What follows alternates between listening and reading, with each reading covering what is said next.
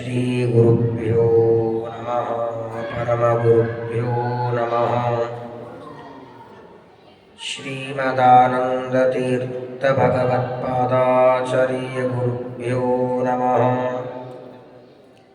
सृष्टिस्थित्यप्ययेहानिहतिदृशितमो बन्धमोक्षाश्च यस्मात् अस्य श्रीब्रह्मरुद्रप्रभृतिसुरनरद्वीषशत्रुवात्मकस्य विष्णोर्व्यस्ताः समस्ताः सकलगुणनिधिः सर्वदोषो व्यपेतः पूर्णानन्दाव्ययो यो गुरुरपि परमश्चिन्तयेतं महान्तम्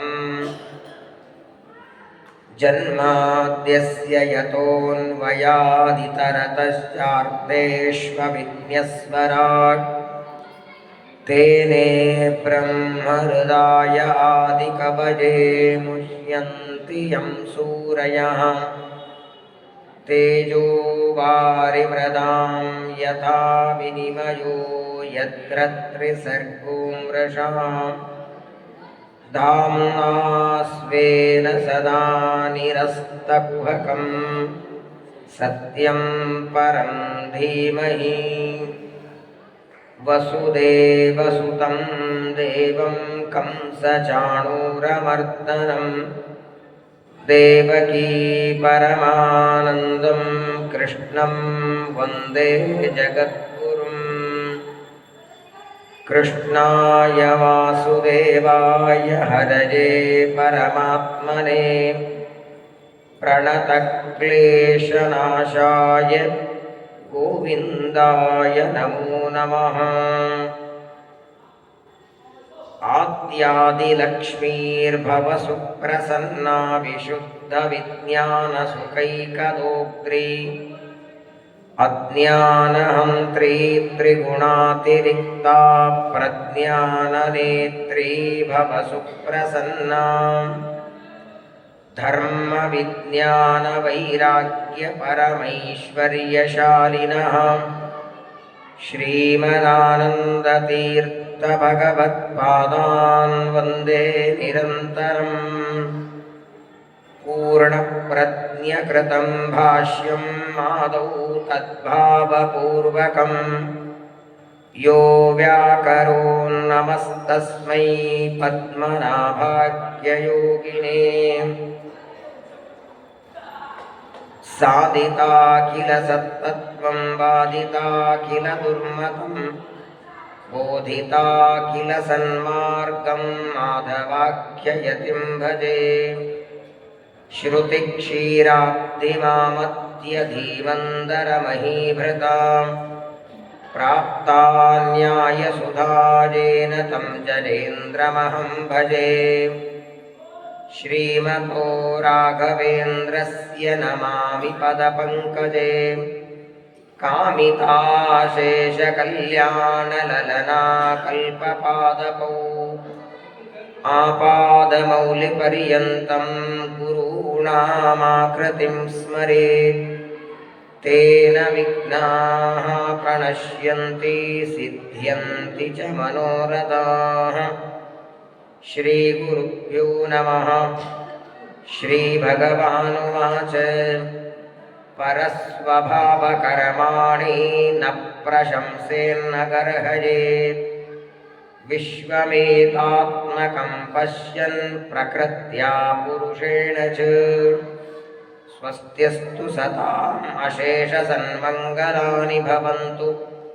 श्लोकैकश्रवणपठनमात्रेण कथावक्तुश्च श्रोतॄणां निखिलकलिकतकल्मषापनूतनपटुतरे मोक्षाद्य किल पुरुषार्थसाधनीभूते। श्रीमद्भागवते महापुराणे एकादशस्कन्धे यत्किञ्चित् पूर्वोक्तप्रमेयानुवादः।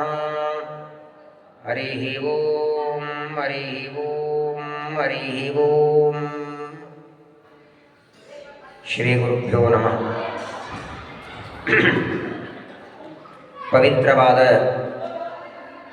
ಮೋಕ್ಷದಾಯಕ ಕ್ಷೇತ್ರಗಳಲ್ಲಿ ಒಂದಾದ ದ್ವಾರಕಾಪಟ್ಟಣದಲ್ಲಿ ಕೃಷ್ಣಾವತಾರದ ಕೊನೆ ಭಾಗದಲ್ಲಿ ತಾನು ಕೃಷ್ಣಾವತಾರ ಮುಗಿಸಿ ಪರಂಧಾಮಕ್ಕೆ ಹೋಗುವ ಸಂದರ್ಭದಲ್ಲಿ ತನ್ನ ಭಕ್ತನಾದ ಉದ್ಧವನಿಗೆ ಉಪದೇಶವನ್ನು ಶ್ರೀಕೃಷ್ಣ ಪರಮಾತ್ಮ ಮಾಡುತ್ತಾನೆ. ಅದೇ ಶ್ರೀಮದ್ಭಾಗವತದ ಏಕಾದಶ ಸ್ಕಂದ ಉದ್ಧವ ಗೀತಾ. ಉದ್ಧವ ಅನೇಕ ಪ್ರಶ್ನೆಗಳು, ತನಗೆ ಎಲ್ಲ ಪ್ರಶ್ನೆಗಳ ಉತ್ತರ ಗೊತ್ತಿದ್ದರೂ ತಾನು ಜ್ಞಾನಿಯಾದರೂ ಮುಂದೆ ಬರುವ ಜನಾಂಗಕ್ಕಾಗಿ ಪ್ರಶ್ನೆಗಳನ್ನು ಕೇಳಿ ಕೃಷ್ಣ ಪರಮಾತ್ಮನಿಂದ ಅದರ ಉತ್ತರವನ್ನು ಪಡಿತಾ ಇದ್ದಾನೆ. ಪ್ರಪಂಚದಲ್ಲಿ ರುಚಿಯಾದ ಅಡುಗೆ ಮಾಡಿ ಹಾಕೋರು ಸಿಗಬಹುದು, ಸ್ವಚ್ಛ ಪಾತ್ರೆ ತೆಗೋರು ಸಿಗಬಹುದು, ನೀವು ಹೇಳಿದ ಕೆಲಸ ಮಾಡೋರು ಸಿಗಬಹುದು, ಆದರೆ ಸರಿಯಾದ ತತ್ವಜ್ಞಾನ ಉಪದೇಶ ಮಾಡೋರು ಸಿಗಲ್ಲ. ಒಂದು ತಮಗೆ ಗೊತ್ತಿರಲ್ಲ, ಗೊತ್ತಿದ್ರೂ ಕೆಲವರಿಗೆ ಹೇಳಲಿಕ್ಕಾಗೋದಿಲ್ಲ. ಯಾವುದೇ ಪ್ರಶ್ನೆಗೆ ನನಗೆ ಗೊತ್ತಿಲ್ಲ ಅಂತ ಉತ್ತರ ಇಲ್ಲ, ಆಮೇಲೆ ಹೇಳ್ತೇನೆ ಅಂತಿಲ್ಲ, ಅದನ್ನು ತಗೊಂಡು ಏನು ಮಾಡ್ತೀನಿ ಅಂತಿಲ್ಲ. ಉದ್ಧವನ ಯಾವ ಪ್ರಶ್ನೆಗೂ ಪರಮಾತ್ಮ ಇದಕ್ಕೆ ಉತ್ತರ ಇಲ್ಲ ಅಂತ ಹೇಳಿಲ್ಲ. ಸರ್ವಜ್ಞನಾದ ಅವನಿಗೆ ಗೊತ್ತಿಲ್ಲದೆ ಇರೋ ವಿಷಯ ಇಲ್ಲ, ಎಲ್ಲವೂ ತಿಳಿದಿದ್ದಾನೆ. ಆದರೆ ಅದೆಷ್ಟು ಪ್ರೀತಿ ಉದ್ಧವನ ಮೇಲೆ, ಅವನು ಕೇಳಿದ ಎಲ್ಲ ಪ್ರಶ್ನೆಗಳಿಗೂ ಅತ್ಯಂತ ಸಮಾಧಾನದಿಂದ ಪರಮಾತ್ಮ ಉತ್ತರವನ್ನು ಕೊಡ್ತಿದ್ದಾನೆ. ಪ್ರಾತಃ ಕಾಲದಲ್ಲಿ ದೇವ ಪೂಜಾ ವಿಧಿಯ ಬಗ್ಗೆ ನೀವೆಲ್ಲ ಶ್ರವಣ ಮಾಡಿದ್ದೀರಿ. ಪರಮಾತ್ಮನ ಪೂಜೆಯನ್ನು ಯಾವ ಕ್ರಮದಲ್ಲಿ ಮಾಡಬೇಕು, ಪ್ರತಿನಿತ್ಯದಲ್ಲಿ ಮಾಡಬೇಕಾದದ್ದು ಭಗವಂತನ ಪೂಜೆ. ಕೊನೆಗೆ ದೇವರ ಪೂಜೆಯ ಕೊನೆ ಭಾಗದಲ್ಲಿ ನಾವೆಲ್ಲರೂ ಪ್ರಾರ್ಥನೆ ಮಾಡ್ತೇವೆ. ಆವಾಹನಂ ನ ಜಾನಾಮಿ ನ ಜಾನಾಮಿ ವಿಸರ್ಜನಂ ಪೂಜಾಂ ಚೈವ ನ ಜಾನಾಮಿ ಗ್ರಹಾಣ ಪರಮೇಶ್ವರ. ಪರಮಾತ್ಮ, ನನಗೆ ಆವಾಹನೆ ಅಂದರೆ ಗೊತ್ತಿಲ್ಲ, ವಿಸರ್ಜನೆ ಅಂದರೆ ಗೊತ್ತಿಲ್ಲ, ಏನು ಗೊತ್ತಿಲ್ಲ ನನಗೆ. ಆದರೂ ನಿನ್ನ ಅನುಗ್ರಹದಿಂದ ನೀನೇ ಬಿಂಬರೂಪದಿಂದ ಒಳಗಿದ್ದು ನನ್ನಿಂದ ಈ ಕರ್ಮವನ್ನು ಮಾಡಿಸಿದ್ದಿ. ಸರ್ವಕರ್ಮಕರ್ತ ಸರ್ವಕರ್ಮ ಕಾರಯಿತ ಸರ್ವಕರ್ಮ ಸ್ವಾಮಿನ ಸರ್ವಕರ್ಮ ಸಮರ್ಪಕೇಣ ಸರ್ವಕರ್ಮ ಪ್ರೇರಕೇಣ ಸರ್ವಕರ್ಮೋದ್ಬೋಧಕೇನ ಸರ್ವಕರ್ಮ ಶುದ್ಧಿಪ್ರದೇನ ಸರ್ವಕರ್ಮ ಸಿದ್ಧಿಪ್ರದೇನ ಸರ್ವಕರ್ಮ ನಿಷ್ಠಾ ಸ್ವಸಾಕ್ಷಿಣ ಅಶೇಷ ಜೀವನ ಸಂಖ್ಯಾನಾದಿಕಾಲೀನ ಧರ್ಮಾಧರ್ಮಗಟ್ಟು ಸ್ವೇಚ್ಛಾ ಉದ್ಬೋಧಕೇನ ತದ್ವಾಚ ಕಪಿಲೋಪಾಸಕೇನ ರಮಾ ವ್ಯತಿರಿಕ್ತ ಪೂರ್ವ ಪ್ರಸಿದ್ಧ ವ್ಯತಿರಿಕ್ತ ಅನಂತ ವೇದ ಪ್ರತಿಪಾದ್ಯ ಮುಖ್ಯತಮ ಅನಂತ ಗುಣ ಪರಿಪೂರ್ಣೇನ ಸರ್ವದೋಷ ದೂರೇಣ ತ್ವಚ್ಚಿತ್ತಾಭಿಜ್ಞೇನ ತ್ವಚ್ಚಿತ್ತಾನುಸಾರ ಚಿತ್ತೇನ ತ್ವತ್ಪರಮಾನುಗ್ರಹ ಪಾತ್ರಭೇದೇನ ಮದ್ಯೋಗ್ಯತಾಭಿಜ್ಞೇನ ಶ್ರೀ ಭಾರತೀ ರಮಣೇನ ರುದ್ರಾ ದಶೇಷ ದೇವತೋಪಾಸಿತ ಚರಣೇನ ಮಮ ಸರ್ವಾಸು ಅವಸ್ಥಾಸು ಚಿತ್ರದ ವಿಚಿತ್ರದ ತದುಪಾಸಕೇನ ಶ್ರೀ ಮುಖ್ಯ ಪ್ರಾಣೇನ ಪ್ರೇರಿತೇನ ಪ್ರಾತಃ ಪೂಜನೇನ ಭಗವಾನ್ ಭಾರತೀ ರಮಣ ಮುಖ್ಯ ಪ್ರಾಣಾಂತರ್ಗತ ಶ್ರೀಕೃಷ್ಣಾರ್ಪಣಮಸ್ತು. ರಾಯರು ಹೇಳಿದ ಹಾಗೆ ಸಮರ್ಪಣೆ ಮಾಡಬೇಕಂತ ಮಂತ್ರಾಲಯ ಪ್ರಭುಗಳು 50 ಗ್ರಂಥವನ್ನು ಬರೆದು ಅದರಲ್ಲಿ 2 ಪ್ರಾತಃ ಕಾಲದಲ್ಲಿ ಮಾಡಬೇಕಾದ ಸಂಕಲ್ಪ ಗದ್ಯ, ಸಮರ್ಪಣ ಗದ್ಯ. ಪ್ರಾತಃ ಸಂಕಲ್ಪ, ಸರ್ವ ಸಮರ್ಪಣ ಅಂತ 2 ರಾಯರು ಬರೆದುಕೊಟ್ಟಿದ್ದಾರೆ. ಆ ಕ್ರಮದಲ್ಲಿ ನೋಡಿ, ಸಂಕಲ್ಪಕ್ಕೆ ಎಷ್ಟು ಪ್ರಾಧಾನ್ಯತೆ ಇದೆ, ಸಮರ್ಪಣೆಗೂ ಅಷ್ಟೇ ಪ್ರಾಧಾನ್ಯತೆ ಇರೋದು. ಕರ್ಮ ಮಾಡುವಾಗ ಸಂಕಲ್ಪ ಮಾಡ್ತೀವಿ, ಒಳ್ಳೆ ಆಚಮನ ಮಾಡಿ ಅವ್ರ ನಕ್ಷತ್ರ ಇವ್ರದ್ದು ರಾಶಿ ಗೋತ್ರ ಎಲ್ಲಾರ್ದು ಹೇಳ್ಕೊಂಡು ಒಂದು ಉತ್ಸಾಹ ಇರ್ತದೆ. ಆದರೆ ಕರ್ಮ ಮುಗಿದ ಮೇಲೆ ನಾನು ಇಷ್ಟೊತ್ತು ಮಾಡಿದ ಕರ್ಮ ಅದು ಪರಮಾತ್ಮನಿಗೆ ಸಮರ್ಪಣೆ ಅರ್ಪಣೆ ಮಾಡೋ ಮರೆತು ಬಿಡ್ತೇವೆ ನಾವು. ಒಬ್ಬ ದೊಡ್ಡ ವ್ಯಕ್ತಿ, ಶ್ರೀಮಂತ, ಸುಮಾರು ಒಂದು 40-50 ವರ್ಷ ಒಳ್ಳೆ ದೊಡ್ಡ ಪೋಸ್ಟಲ್ಲಿ ಕೆಲಸಕ್ಕಿದ್ದ. ಒಂದು 50-60 ಕೋಟಿಗಟ್ಟಲೆ ಗಳಿಸಿದ. ಬೇಕಾದಷ್ಟು ಬೆಳ್ಳಿ ಬಂಗಾರ ಮಾಡಿದ. ಸ್ವಲ್ಪ ಹಣ ಬೆಳ್ಳಿ ಬಂಗಾರ ಮನೆಯಲ್ಲಿ ಇಟ್ಕೊಂಡಿದ್ದ. ಒಂದು ದಿನ ಅವನಿಗೆ ಕೆಲಸಕ್ಕೆ ಹೋಗೋ ಪ್ರಸಂಗ ಬಂತು. ಅವಸರದಲ್ಲಿ ಗಡಿಬಿಡಿಯೊಳಗೆ ಮನೆಯ ಬಾಗಲ ಹಾಕಿದ, ಬೀಗ ಹಾಕೋದನ್ನು ಮರೆತು ಹೋಗಿಬಿಟ್ಟ. ಅವಸರದೊಳಗೆ ಯಾವುದೋ ಊರಿಗೆ ಹೋಗಬೇಕು, ಏರ್ಪೋರ್ಟಿಗೆ ಹೋಗಬೇಕು ಅಂತ ಅವಸರದಲ್ಲಿ ಬೀಗ ಹಾಕೋದನ್ನು ಮರಿತಾನೆ. ತಾನು ಕೆಲಸಕ್ಕೆ ಹೋಗ್ತಾನೆ, ಕೆಲಸ ಮಾಡಿ ತಿರುಗಿ ಬಂದು ನೋಡುತ್ತಾನೆ, ಏನಿದೆ, ಕಸ ಬಳಿಯೋದಕ್ಕೆ ಕಸಬಾರ್ಗಿನೂ ಇರಲಿಲ್ಲ. ವಿಚಾರ ಮಾಡಿ ಆ ಮನೆಯ ಬೀಗ ಹಾಕೋದಕ್ಕೆ ಟೈಮ್ ಎಷ್ಟೊತ್ತು ಬೇಕು? 1 ಸೆಕೆಂಡ್. 1 ಸೆಕೆಂಡಿನ ತಪ್ಪು ಅವನು ಸಂಪಾದನೆ ಮಾಡೋದಕ್ಕೆ ಅಷ್ಟು ದುಡ್ಡು ಸಂಪಾದನೆ ಮಾಡಲಿಕ್ಕೆ 60 ವರ್ಷ ಬೇಕಾಗಿತ್ತು. ಕಳ್ಕೊಳ್ಳಿಕ್ಕೆ ಸಂಪಾದನೆ ಮಾಡಲಿಕ್ಕೆ 60 ವರ್ಷ, ಕಳ್ಕೊಳ್ಳಿಕ್ಕೆ ಒಂದೇ ಸಣ್ಣ ತಪ್ಪು, ಒಂದು ಬೀಗ ಹಾಕದಿರೋದು. ಹಾಗೆ ನಾವು 2 ಗಂಟೆ 3 ಗಂಟೆ ಹೋಮ ಮಾಡಲಿ, 2 ಗಂಟೆ ಸತ್ಯನಾರಾಯಣ ಮಾಡಲಿ, ಪಾರಾಯಣ ಮಾಡಲಿ, ಜಪ ಮಾಡಲಿ, ನಾವು ಮಾಡಿದ ಕರ್ಮಗಳಿಗೆ ಒಂದು ಬೀಗ ಇದೆ, ಕೃಷ್ಣಾರ್ಪಣಮಸ್ತು ಅನ್ನೋ ಬೀಗ. ಈ ಬೀಗ ಹಾಕ್ಲಿಕ್ಕೂ ಬಹಳತ್ತಿಲ್ಲ. ಆ ಬೀಗ ಹಾಕೋದಕ್ಕೆ ಒಂದೇ ಸೆಕೆಂಡ್ ತಪ್ಪು ಮಾಡಿದ್ದಕ್ಕೆ ಇಡೀ ಆಯುಷ್ಯ ಸಂಪಾದನೆ ಮಾಡಿದ್ದು ಕಳ್ಳತನ ಆಯ್ತಲ್ಲ. ಹಾಗೆ ನಾವು ಮಾಡಿದ್ದನ್ನ ಕೃಷ್ಣಾರ್ಪಣಮಸ್ತು ಅನ್ನದಿದ್ರೆ ಅದೆಷ್ಟೇ ಶ್ರದ್ಧೆಯಿಂದ ಕರ್ಮ ಮಾಡಿರಲಿ, ಆ ಕರ್ಮಗಳ ಫಲವನ್ನು ದೈತ್ಯರು ಅಸುರರು ಅಪಹಾರ ಮಾಡಿಬಿಡ್ತಾರೆ. ನೇರವಾಗಿ ಕೃಷ್ಣಾರ್ಪಣ ಇಲ್ಲ. ತಸ್ಮಿನ್ ಅಪೋ ಮಾತರಿಶ್ವಾದದಾತಿ, ಈಶಾವಾಸ್ಯ ಉಪನಿಷತ್ತು ಹೇಳುತ್ತೆ, ನಾವು ನೇರವಾಗಿ ಕೃಷ್ಣಾರ್ಪಣ ಅಂದ್ರೂ ತಗೊಳ್ಳಲ್ಲ ಅಂತ ದೇವರು.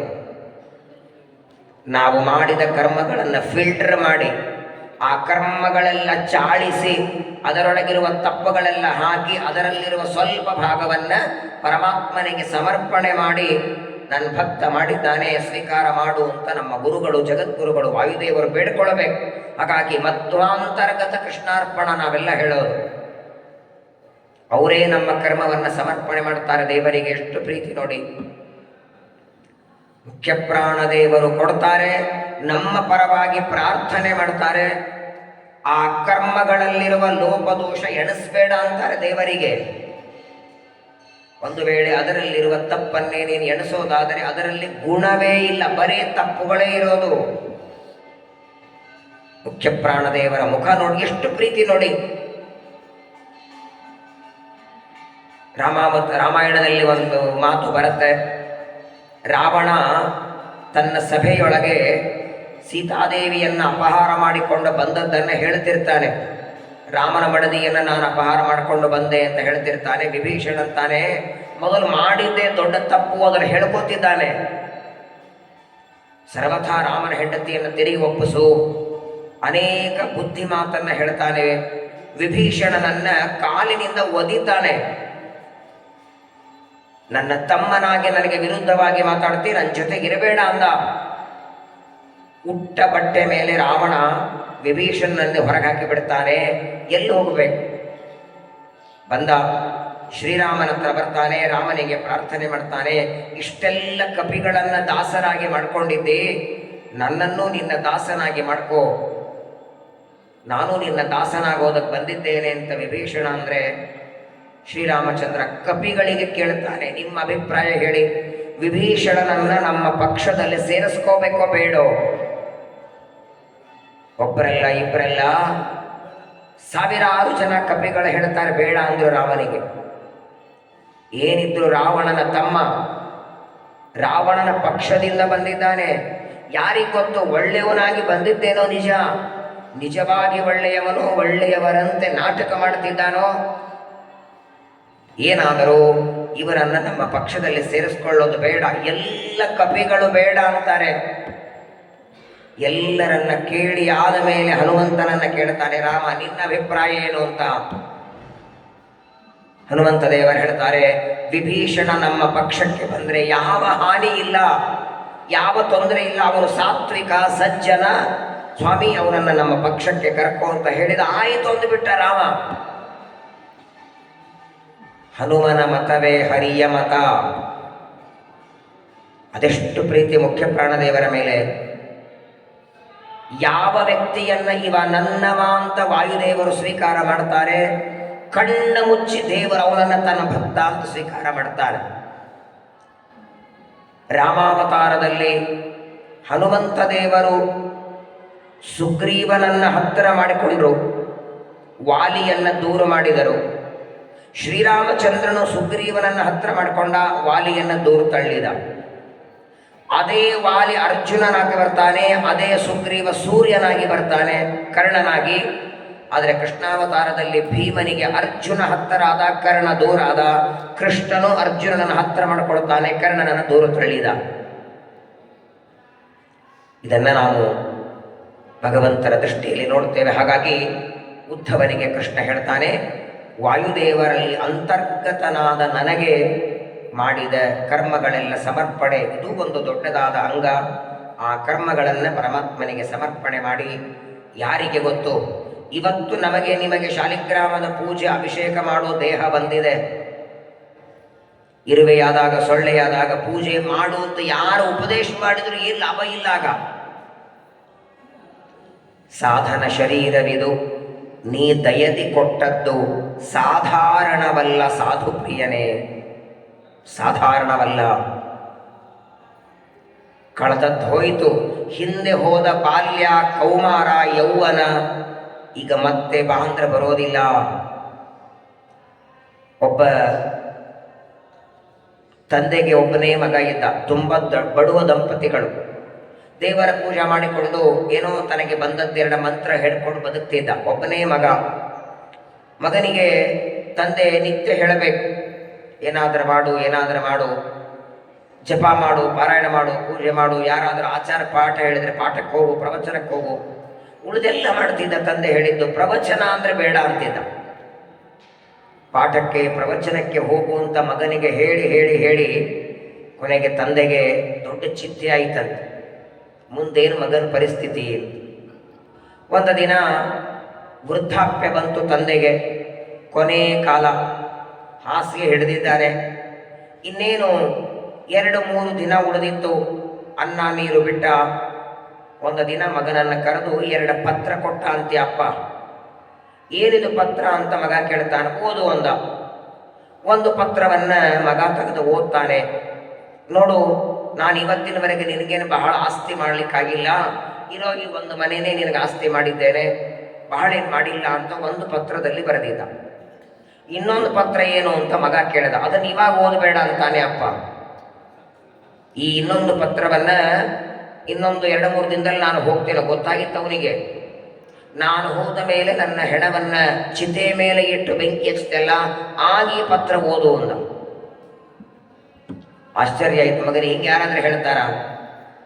ಸರಿ ಅಂತ ಆ ಪತ್ರ ಹಾಗೆ ಇಟ್ಟಿದ್ದಾನೆ. ಮುಂದೊಂದು ದಿನ ತಂದೆ ಹೋದ ಮೇಲೆ ಒಳ್ಳೆ ಆಚಾರ್ಯರನ್ನು ಕರೀತಾನೆ. ಏನೇನು ವಿಧಾನ ಮಾಡಬೇಕು ಅದನ್ನೆಲ್ಲ ಮಾಡಿದ.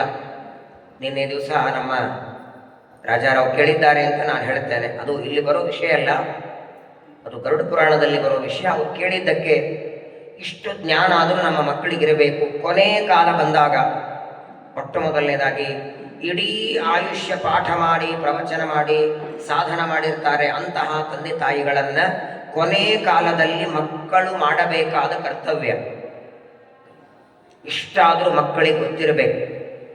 ಮನೆಯಲ್ಲಿ ತಂದೆ ತಾಯಿಗಳ ಕೊನೆ ಕಾಲದಲ್ಲಿ ಮೊದಲನೇದ್ದು ಮಗ ಹತ್ತಿರ ಇರಬೇಕು. ಅವರ ವೃದ್ಧಾಪ್ಯದಲ್ಲಿ ಅವರನ್ನು ಬಿಟ್ಟು ಹೋಗೋದಲ್ಲ. ಕೊನೆ ಕಾಲ ಹತ್ತಿರ ಇದ್ದು ಅವರ ಸೇವೆಯನ್ನು ಮಾಡ್ತಾ, ಅವರ ಕೊನೆ ಕಾಲದಲ್ಲಿ ಅವರ ಪ್ರಾಣ ಹೋಗುವ ಸಂದರ್ಭ ಇದ್ದಾಗ ಗಂಗಾ ನೀರನ್ನು ಹಾಕಿ, ತೀರ್ಥವನ್ನು ಹಾಕಿ, ತುಳಸಿಯನ್ನು ಹಾಕಿ. ನೋಡಿ, ಮಂಚದ ಮೇಲೆ, ಗಾದಿಯ ಮೇಲೆ ಮರಣ ಬಂತು ಅಂದರೆ ನೀವೇನು ದಾನ ಧರ್ಮ ಮಾಡಿದ್ರು ಸದ್ಗತಿ ಇಲ್ಲ ಅಂತಾನೆ ಗರುಡ ಪುರಾಣದಲ್ಲಿ. ಗೊತ್ತಾಗತ್ತಲ್ಲ, ಒಂದು ಅರ್ಧ ಗಂಟೆ ಮುಂಚೆ, 1 ಗಂಟೆ ಮೊದಲು, ಇನ್ನು ಪ್ರಾಣವಾಯು ಹೋಗತ್ತೆ ಅಂತಾದಾಗ ಗೋಮಯದಿಂದ ಮಂಡನ ಮಾಡಿ ದರ್ಬೆಗಳನ್ನು ದಕ್ಷಿಣಕ್ಕೆ ಅಗ್ರವಾಗಿ ದರ್ಬೆ ಹಾಕಿ, ಎಳ್ಳು ಹಾಕಿ ಅಲ್ಲಿ ಮಲಗಿಸ್ಬೇಕು. ಏನಪ್ಪ ತಂದೆಯನ್ನು ಹೀಗೆ ಮಲಗಿಸಿದ್ದಾನೆ ಅನ್ಕೋಬೇಡಿ, ಅದು ಕಠೋರತನ ಅಲ್ಲ, ಅದು ಉಲ್ಟಾ ಅವನಿಗೆ ಸದ್ಗತಿಗೆ ಕಳಿಸೋದಕ್ಕೆ ನಾವು ಮಾಡ್ತಾ ಇರೋ ಉಪಾಯ. ಅದು ಭಗವಂತನ ಬೆವರಿನಿಂದ ಹುಟ್ಟಿದ್ದು ಎಳ್ಳು, ದೇವರ ಕೂದಲುಗಳಿಂದ ಬಂದದ್ದು ದರ್ಭೆ. ಅದರ ಮೇಲೆ ಪ್ರಾಣ ಹೋದರೆ ತಂದೆ ತಾಯಿಗಳಿಗೆ ಉನ್ನತ ಸ್ವರ್ಗ ಆಗತ್ತೆ. ಇನ್ನೊಂದು ಮಾತು ದೇವರು ಹೇಳ್ತಾನೆ, ಈ ಯಾರಾದರೂ ದೇಹ ಬಿಟ್ಟ ಮೇಲೆ 12ನೇ ದಿವಸ ದಾನಗಳನ್ನು ಕೊಡ್ತಾರಲ್ಲ, ಛತ್ರಿ, ತಂಬಿಗೆ, ಥಾಲಿ, ಕೋಲು, 12 ದಾನಗಳನ್ನು 12 ಬ್ರಾಹ್ಮಣರೇ ಕೊಡ್ತಾರಲ್ಲ. ವಾಸ್ತವಿಕವಾಗಿ ಆ ದಾನದ ಸಾಮಗ್ರಿಗಳು ಸಾಯುವ ವ್ಯಕ್ತಿ ತನ್ನ ಕೈಯಾರೆ ತಾನು ಕೊಡಬೇಕದನ್ನು. ಸತ್ತ ಮೇಲೆ ಮಗ ಕೊಡೋದಲ್ಲ ಅದು. ಇವನ ಉದ್ಧಾರಕ್ಕಾಗಿ ತಾನು ಯಮಲೋಕದಲ್ಲಿ ಅದನ್ನು ಕೊಡೋ ಉದ್ದೇಶ ಏನು?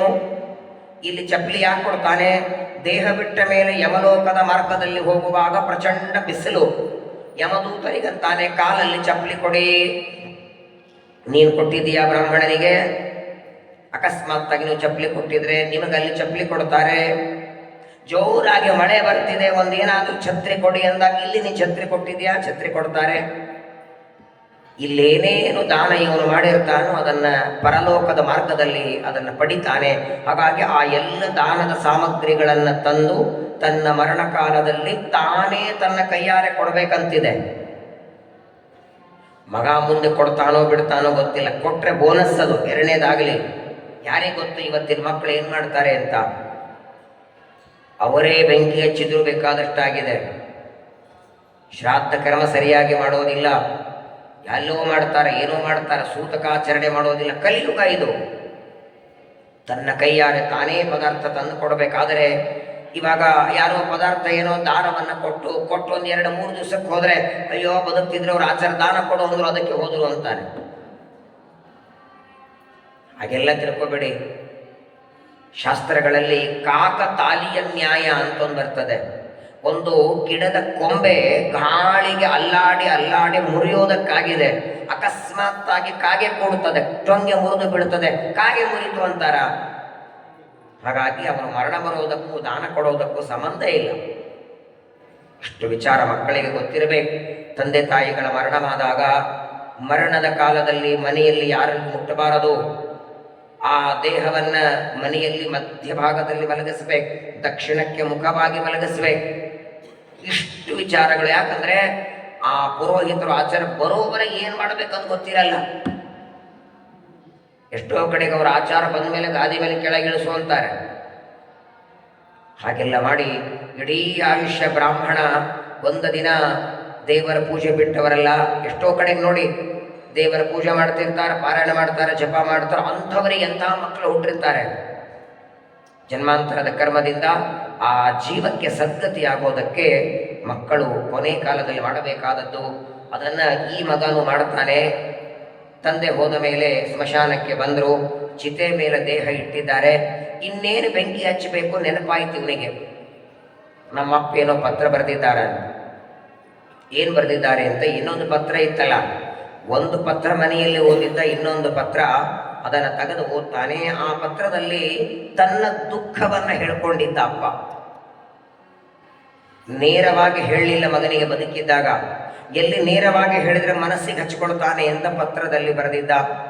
ತನ್ನ ದುಃಖದ ಮಾತುಗಳೆಲ್ಲ ಬರೆದಿದ್ದ. ಕೊನೆಗೆ ಒಂದಂತಾನೆ, ನೋಡು ನಾನು ಇವತ್ತಿನವರೆಗೆ ನಿನಗೇನು ಬೇಡಿಲ್ಲ, ಇದನ್ನು ಮಾಡು ಅದನ್ನು ಮಾಡು ಅಂತ. ಈಗ ನನ್ನ ದೇಹವನ್ನು ಸಂಸ್ಕಾರ ಮಾಡ್ತಿದ್ದಿ, ನಂದು ಒಂದು ಆಸೆ ಇದೆ, ಆ ಚಪ್ಪಲಿಯನ್ನು ನನ್ನ ಕಾಲಲ್ಲಿ ಹಾಕಿ ನನ್ನ ದೇಹಕ್ಕೆ ಬೆಂಕಿ ಹಚ್ಚು, ಚಪ್ಪಲಿ ಹಾಕಿ ನನ್ನ ಸಂಸ್ಕಾರ ಮಾಡು ಅಂತ ಕೊನೆಗೆ ಪತ್ರದಲ್ಲಿ ಬರೆದಿದ್ದ. ಮಗ ಪತ್ರ ಓದ್ತಾನೆ, ಪುರೋಹಿತರಿಗೆ ಆಚಾರ್ಯಗಂತಾನೆ, ನಮ್ಮಪ್ಪನ ಕೊನೆ ಆಸೆ ಇದೆ, ಚಪ್ಪಲಿಯನ್ನು ಕಾಲಲ್ಲಿ ಹಾಕಿ ಬೆಂಕಿ ಹಚ್ಚಿ. ಪುರೋಹಿತರಂತಾರೆ, ತಲೆ ಇದೆಯಾ ನಿನಗೆ? ಶವ ಸಂಸ್ಕಾರ ಅಂದ್ರೆ ಏನು ಕಸಾನಗೊಂಡಿದ್ಯಾ ಅದನ್ನ? ಹಾಗೆಲ್ಲ ಚಪ್ಪಲಿ ಹಾಕಿ ಸಂಸ್ಕಾರ ಮಾಡಲಿಕ್ಕೆ ಶಾಸ್ತ್ರ ಒಪ್ಪಿಗೆ ಕೊಟ್ಟಿಲ್ಲ. ಬಟ್ಟೆನೋ ಮೈ ಮೇಲಿರಬಾರದು, ಹೇಗೆ ಗರ್ಭದಿಂದ ಬರ್ತಾನೆ ಹಾಗೆ ಹೋಗ್ಬೇಕು. ಚಪ್ಪಲಿ ಎಲ್ಲ ಹಾಕಿ ಸಂಸ್ಕಾರ ಮಾಡಬಾರದು. ಅದಕ್ಕೆಲ್ಲ ಮಂತ್ರ ಇರುತ್ತೆ, ಮಂತ್ರಪೂರ್ವಕವಾಗಿ ಆ ಶವಕ್ಕೆ ಹೆಣಕ್ಕೆ ಬೆಂಕಿ ಹಚ್ಚಬೇಕು. ಆಗಲ್ಲ ಅಂತಾರೆ ಅವರು. ಇಲ್ಲ, ನಮ್ಮಪ್ಪ ಪತ್ರದಲ್ಲಿ ಬರೆದಿದ್ದಾನೆ, ನೋಡು ನಿಮ್ಮ ತಂದೆಯ ಉದ್ದೇಶ ಗೊತ್ತಿಲ್ಲ, ಆದರೆ ಚಪ್ಪಲಿ ಹಾಕೋದಕ್ಕೆ ಶಾಸ್ತ್ರ ಒಪ್ಪಿಗೆ ಕೊಟ್ಟಿಲ್ಲ, ನಾನು ಹಾಕ್ಸೋದಿಲ್ಲ. ಅಯ್ಯೋ ಆಚಾರ್ಯ, 1-2 ಸಾವಿರ ರೂಪಾಯಿ ದಕ್ಷಿಣೆ ಎಕ್ಸ್ಟ್ರಾ ತಗೊಳ್ರಿ, 1-2-3 ಸಾವಿರ ರೂಪಾಯಿ ಬೇಕಾದ್ರೆ ಕೊಡ್ತೇನೆ. ಅವನಂತಾನೆ, ನಾವು ದಕ್ಷಿಣೆಗೋಸ್ಕರ ಮಾಡೋರಲ್ಲ. ನಿಮ್ಮಪ್ಪನ ಕೊರಳಿಗೆ ಚಪ್ಪಲಿ, ಕಾಲಿಗೆ ಚಪ್ಪಲಿ ಹಾಕಿ ದಹನ ಮಾಡಿಸಿದ್ರೆ ಅಲ್ಲಿ ನಮ್ಮನ್ನು ತಗೋತಾರೆ ಯಮದೇವರು. ವಿಚಿತ್ರ ನೋಡಿ, ಚಪ್ಪಲಿ ಹಾಕದೆ ಮಗ ಸಂಸ್ಕಾರಕ್ಕೆ ಒಪ್ತಾ ಇಲ್ಲ, ಚಪ್ಪಲಿ ಹಾಕೋದಕ್ಕೆ ಪುರೋಹಿತರು ಒಪ್ತಾ ಇಲ್ಲ.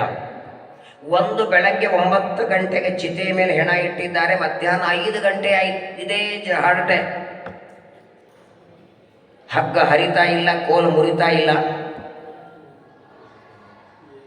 ಇವನು ಚಪ್ಪಲಿ ಹಾಕದೆ ಸಂಸ್ಕಾರಕ್ಕೆ ಮಗ ಒಪ್ತಾ ಇಲ್ಲ, ಚಪ್ಪಲಿ ಹಾಕ್ಸೋದಕ್ಕೆ ಪುರೋಹಿತರು ಒಪ್ತಾ ಇಲ್ಲ.